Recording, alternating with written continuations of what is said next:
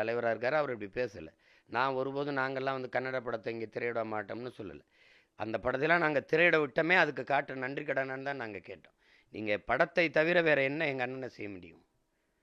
கமலஹாசனை நீங்கள் அச்சுறுத்துங்கிறது ஒட்டுமொத்த தமிழினத்தையும் அச்சுறுத்துறதை தான் நாங்கள் பார்ப்போம். திரையுலகம் பின்னாடி நிற்குதோ இல்லையோ, ஒட்டுமொத்த தமிழ் இனமும் அவர் கூட நிற்கும். தன்மானமிக்க தமிழ் மகன் எவனுமே எங்கள் அண்ணனுக்கு ஆதரவாக தான் நிற்பான். ஏன்னா அது கமலஹாசன் ஒரு ஆள் கிடையாது. அந்த கருத்து தமிழ் வரலாற்று உண்மை. அந்த கருத்தின் பக்கம் ஒவ்வொரு தமிழ் மகனும் நிற்பான், தமிழ் மக்கள் நிற்பாங்க. அதுதான் இங்கே முக்கியமானது. இப்போ அதில் வந்து நீங்கள் ஒரு தனி மனிதனை அச்சுறுத்துறீங்க அப்படின்னு எடுத்துட்டா உங்கள் ஒரு கெடுவாய்ப்பாக அவருடைய படம் உங்கள் கையில் இருக்குது. இப்போ அந்த பகுதியில் எங்களுக்கு என்ன, அந்த மாநிலத்தில் ஓடலைன்னு போயிட்டு போகுது, அவ்வளோ தானே. மற்ற மாநிலத்தில் பார்த்து கொடுத்துட்டு போகிறாங்க. அப்போ அது வந்து